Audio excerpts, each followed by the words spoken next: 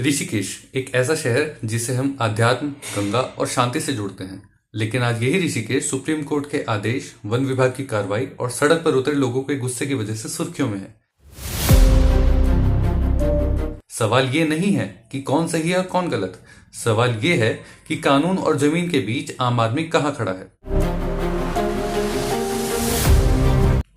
हाल ही में जो खबर अखबारों में छपी है कि सुप्रीम कोर्ट के निर्देश पर उत्तराखंड सरकार ने देहरादून वन विभाग के अंतर्गत ऋषिकेश की कई कॉलोनियों में खाली भूमि की नपाई शुरू की है।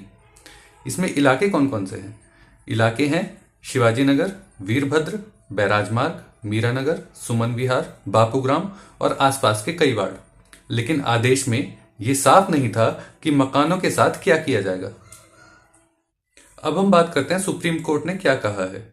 सुप्रीम कोर्ट ने कहा है कि वन भूमि की पहचान होनी चाहिए, अवैध कब्जा हटना चाहिए।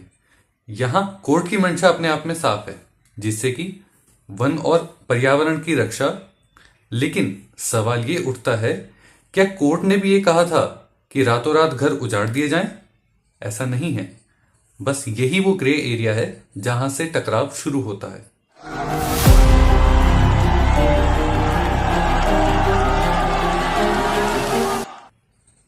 जैसे ही वन विभाग की टीम पहुंची, लोगों में डर फैल गया। कई परिवार कह रहे हैं कि हम यहां पर 20 से 30 सालों से रह रहे हैं, बिजली है, पानी है, वोटर आईडी है, आधार कार्ड है, तो हम अचानक से अवैध कैसे हो गए? और यहीं से माहौल बिगड़ जाता है। रेलवे ट्रैक से हटाने की कार्रवाई के दौरान युवाओं और पुलिस के बीच झड़प हुई। इसमें कई परिवार भी शामिल थे। हालात बेकाबू हो गए। ये सिर्फ कानून की बात नहीं रह गई, ये रोजगार, घर और अस्तित्व की लड़ाई बन गई। सोचिए सिस्टम फेलियर के बारे में। अगर ये जमीन अवैध थी तो 20 साल तक प्रशासन क्या कर रहा था? और अगर लोग पीढ़ियों से यहां पर रह रहे थे तो क्या अचानक उन्हें अपराधी बना देना सही है? भारत में सबसे बड़ा संकट यही है, कानून अचानक जागता है और जब जागता है तो सीधा आम आदमी पर गिरता है। अब हम बात करते हैं लॉ वर्सेस ह्यूमैनिटी के बारे में। सुप्रीम कोर्ट कानून देखता है, सरकार जमीन देखती है। लेकिन जमीन पर रहने वाला आदमी किसे देखे? कानून जरूरी है, पर क्या बिना रिहैबिलिटेशन, बिना स्पष्ट आदेश, बिना संवाद कार्रवाई सही है? यह सवाल सुप्रीम कोर्ट से नहीं, हमारी शासन व्यवस्था से है।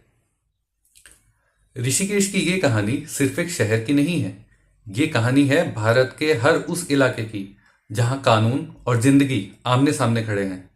सवाल अब भी बाकी है, क्या विकास और पर्यावरण के बीच आम आदमी हमेशा कुचला जाएगा? आप क्या सोचते हैं? कमेंट में जरूर बताइएगा।